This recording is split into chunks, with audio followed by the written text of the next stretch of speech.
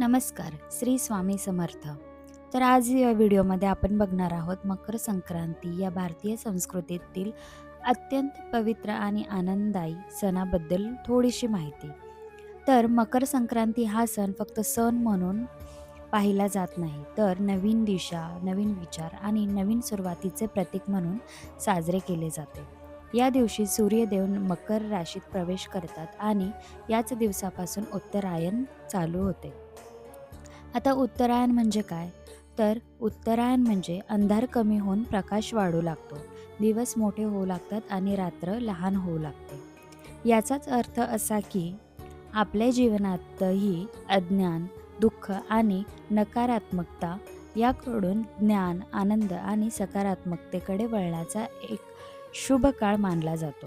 म्हणूनच मकर संक्रांतीला धार्मिक, आध्यात्मिक आणि वैज्ञानिक असे महत्त्व दिले जाते. मकर संक्रांतीचा हा दिवस स्नान, दान आणि पूजनासाठी अत्यंत श्रेष्ठ असा मानला जातो. या दिवशी लवकर उठून अंघोळ करणे, स्वच्छ कपडे घालणे आणि देवपूजा करणे हे शुभ मानले जाते. या दिवशी लोक सूर्यदेवाला अर्घ्य देतात, कारण सूर्य हा ऊर्जा, जीवन आणि तेज यांचे प्रतीक आहे. मकर संक्रांतीला तिळगुळ यांना विशेष महत्त्व दिले जाते. तीळ म्हणजे जीवनातील कडूपणा आणि गूळ म्हणजे गोडवा आणि प्रेम. म्हणून आपण एकमेकांना तिळगुळ देतो आणि म्हणतो, तिळगुळ घ्या, गोड गोड बोला.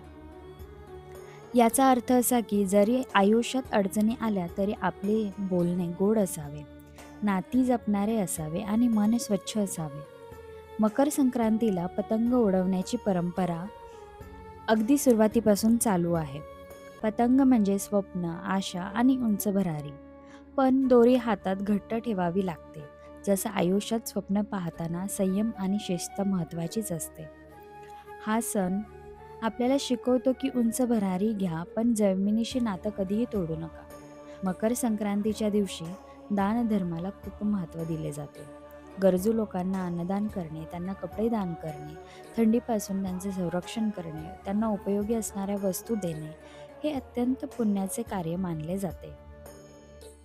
कारण दान केल्याने फक्त पुण्यच मिळत नाही, तर मनालाही सुख शांती मिळते. हा दिवस संकल्प करण्यासाठी सर्वात योग्य दिवस असा मानला जातो. वाईट सवयी सोडून चांगल्या सवयी स्वीकारणे, नकारात्मक विचार दूर करून सकारात्मकतेकडे वाटचाल करणे हा मकर संक्रांतीचा खरा संदेश आहे. मकर संक्रांती आपल्याला शिकवते की जीवनात बदल हा होतो, पण हळूहळू मात्र नक्कीच होतो. जसा सूर्य उत्तरायणाला वळतो, तसंच आपणही आपल्या जीवनाला योग्य दिशेकडे वळवायला हवं. या पवित्र दिवशी मनापासून एक प्रार्थना करायची असते, आपल्या जीवनात शांती, सुख, आरोग्य आणि समृद्धी नांदो. आपल्या घरात आनंद, प्रेम आणि समाधान वास करो. या मकर संक्रांतीला नवीन आशा, नवीन ऊर्जा आणि नवीन सुरुवात आपल्या आयुष्याकडे येऊ. तर ही प्रार्थना आपल्याला मकर संक्रांतीच्या दिवशी करायची आहे. तर हा व्हिडिओ तुम्हाला आवडला असेल तर व्हिडिओला लाईक, शेअर आणि सबस्क्राईब करायला अजिबात विसरू नका. तर सर्वांना मकर संक्रांतीच्या खूप खूप शुभेच्छा. शुभ उत्तरायण. श्री स्वामी समर्थ. जय जय स्वामी समर्थ.